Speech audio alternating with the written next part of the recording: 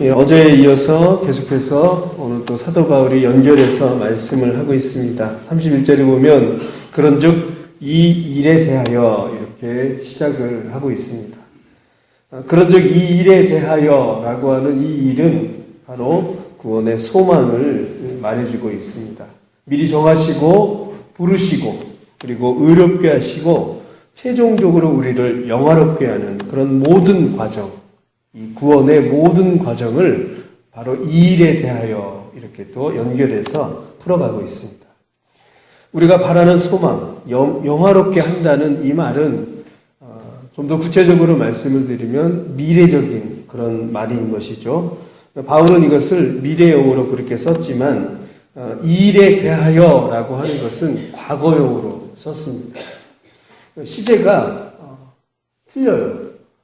바라고 우리가 구하는 것은 구원의 소망 미래적인 것인데 이 일에 대하여라고 하는 것은 과거적인 시제로 썼습니다. 상반되죠. 이것은 무슨 의미냐면 우리가 이 땅에 살아가면서 현실은 우리가 현재로 이렇게 살아가지만 우리가 바라는 것, 이 미래적인 것을 끌어당겨서 지금 이 순간 그것을 바라보고 살아가라라고 하는 것입니다. 그리고 이 일에 대하여 과거로 썼던 것은 이미 하나님이 이 모든 구원에 대해서 이루어 주셨다라고 하는 것입니다. 그래서 비전과 이루어진 하나님의 그 구원의 소망, 그것을 이 현 시점에서 모든 것들을 다 바라보고 그렇게 살아가라라고 바울은 말을 하고 있는 것입니다. 구원의 확신과 소망을 확실하게 그래서 우리는 붙들어야 합니다. 그 이유에 대해서 32절에 또 이렇게 설명을 하고 있습니다. 우리 32절 한번 읽어보겠습니다. 시작. 자기 아들을 아끼지 아니하시고 우리 모든 사람을 위하여 내주신 이가 어찌 그 아들과 함께 모든 것을 우리에게 주시지 아니하겠느냐.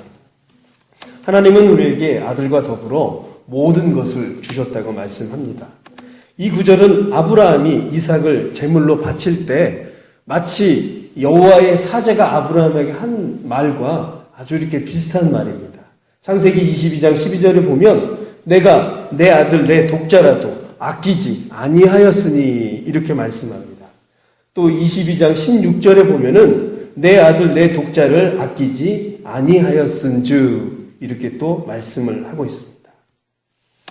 즉 예수 그리스도를 우리에게 대속물로 주셨다라고 하는 것입니다. 그리고 또 하나는 아브라함이 이삭을 바칠 때 수많은 고통과 그리고 그 고초를 마음속으로 생각하면서 모리아 산으로 분명히 올라갔을 것입니다. 이것은 아버지의 마음을 표현한 것입니다. 하나님도 우리에게 예수 그리스도를 십자가에 못 박히기 그 이전에 그리고 모든 그 과정 그 순간 힘들고 어려운 그런 것을 그 고난을 알고 있었지만 그러나 십자가의 모든 일을 수행을 하게끔 하신 것입니다. 죽음이라는 처절한 그 집행 과정을 겪도록 그렇게 내버려 두신 게 바로 하나님의 마음이라고 하는 것입니다. 이러한 하나님의 계획이 이 구원의 소망 안에 고스란히 담겨 있는 것입니다. 우리 33절 한번 또 읽어보도록 하겠습니다. 시작. 누가 능히 하나님께서 택하신 자들을 고발하리요 의롭다 하신 이는 하나님이시니. 고발한다라고 하는 이 말은 법적 용어로 이 사도 바울은 사용을 하고 있습니다. 비슷하게 어떤 말이냐면 대적을 한다라고 하는 그런 뜻을 가지고 있습니다. 자녀 삼으시고 또 의롭다 하시고 이 모든 것도 법적인 용어입니다. 즉 누구도 이 법정 앞에서는 대적할 수 없게끔 하나님께서 그렇게 인치시고 만들어 주신다라고 하는 것입니다. 구원받은 하나님의 자녀는 결코 그 어떤 것에서도 정죄받을 수 없으며 대적당할 수 없다라고 하는 것을 이 바울이 법정 용어를 사용해서 좀 더 명확하게 확고하게 설명을 하고 있는 것입니다. 34절 우리 읽어보도록 하겠습니다. 시작. 누가 정죄하리요 죽으실 뿐 아니라 다시 살아나신 이는 그리스도 예수시니 그는 하나님 우편에 계신 자여 우리를 위하여 간구하시는 자신이라. 구원받은 성도 신자의 분명한 확신과 소망은 바울이 이렇게 나열을 하고 있습니다. 하나님의 은혜 가운데 우리를 우편에 앉아 계신 자, 또 우리를 위해서 간구해 주신다라고 그렇게 설명을 하고 있죠.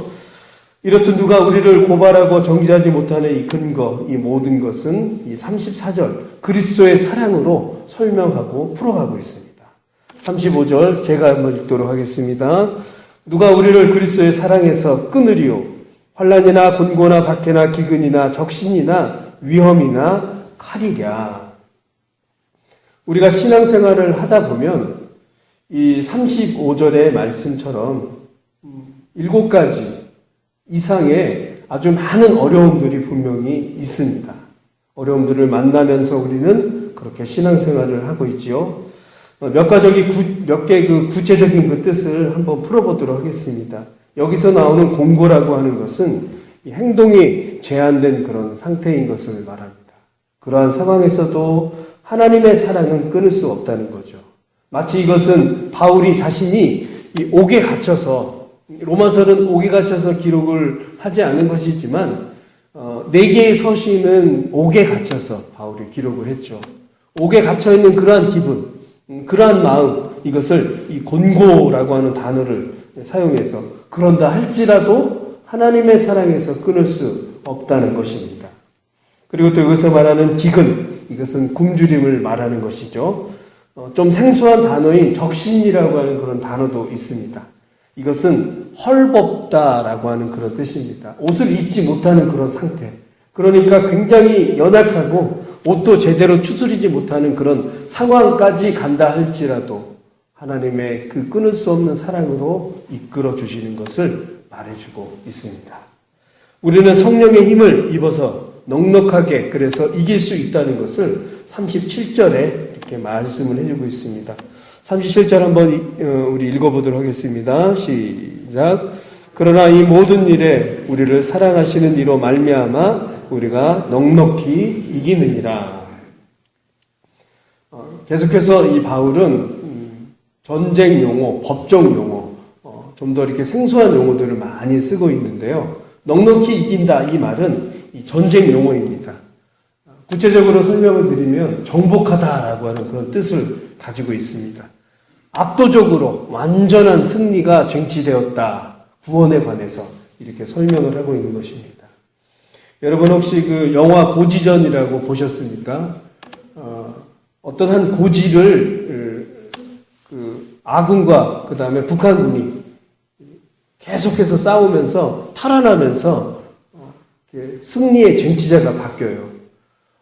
어떤 날은 우리나라가 쟁취를 하고 또 그 다음 날은 북한군이 와서 쟁취를 하고 우리나라 백마고지 같은 경우는 무려 24번이나 이 주인이 바뀌었다고 합니다. 끊임없이 이 전쟁 중에는 이 고지를 탈환하기 위해서 주인이 바뀝니다. 완전한 그런 승리자가 없다라고 하는 그런 것을 이 영화 이 고지전에서 말을 해주고 있는데요. 오늘 이 37절에 보면 우리가 넉넉히 이기느니라. 이것은 뭐냐면 완전한 승리, 구원에 관해서 완전하게 하나님께서 쟁취하신 사건이다라고 하는 것을 이 바울이 전쟁 용어를 통해서 그렇게 우리에게 강조를 하고 있는 것입니다. 이 모든 것의 근거가 바로 하나님의 끊이지 않고 하나님의 그 우리를 향한 그 끊이지 않는 그 사랑 때문에 이렇게 진행이 된다는 것을 바울이 설명을 하고 있는 것입니다. 그래서 이 로마서 전체적인 8장의 이 결론적인 것은 38절 그리고 39절에 또 확실하게 말씀을 해주고 있습니다. 자, 우리 38절, 39절 읽어보도록 하겠습니다. 시작.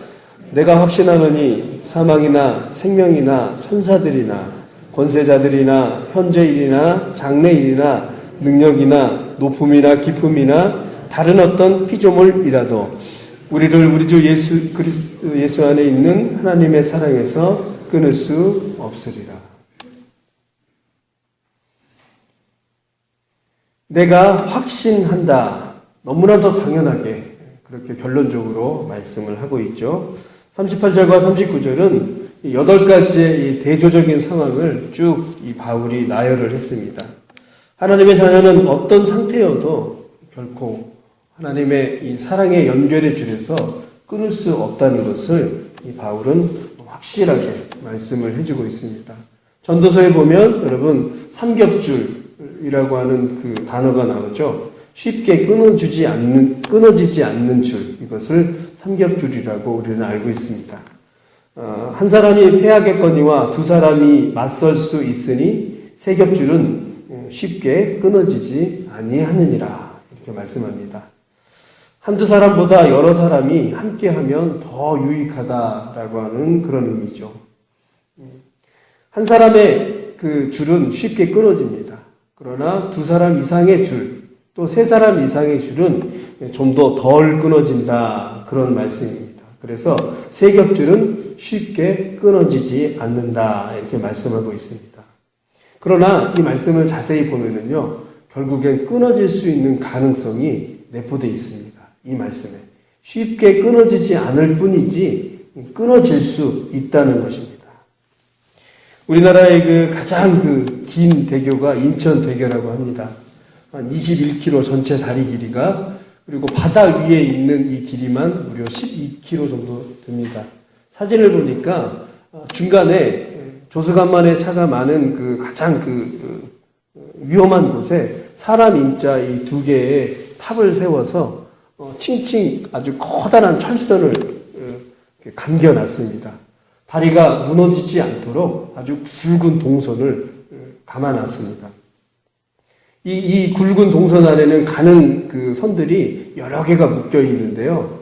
그 길이를 재보니까 서울과 부산을 15번이나 왕복할 만큼의 그 엄청나게 긴 철선을 동선으로 묶어가지고 그렇게 해서 이 다리가 무너지지 않도록 지탱을 해서 건설을 했다고 합니다.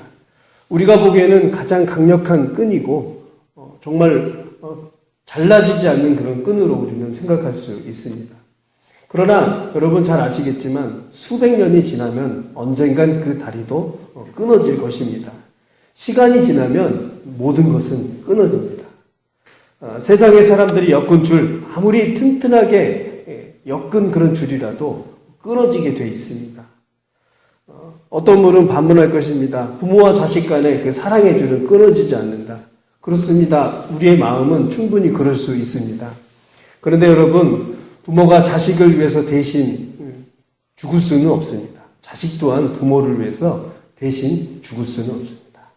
완전한 이 세상에 존재하는 줄은 없습니다. 그러나 하나님의 그 사랑의 줄은 끊어지지 않는다라고 하는 것입니다. 그것을 바울은 이 강한 줄로 그렇게 설명을 하고 있습니다. 39절에 보면 다른 어떤 피조물이라도 이렇게 말씀을 하고 있는데요. 이 앞에 8가지 대조적인 모든 것을 포함해서 이 세상에 존재하는 피조물에 대해서 설명을 하고 있죠. 이 피조물은 뭐죠? 하나님께서 다 만드신 것입니다. 즉 하나님의 주권 아래 있다라고 하는 것입니다. 하나님과 연결된 사랑의 줄은 하나님의 주권 안에 있는 그 어떤 피조물도 끊을 수 없다라고 하는 것입니다.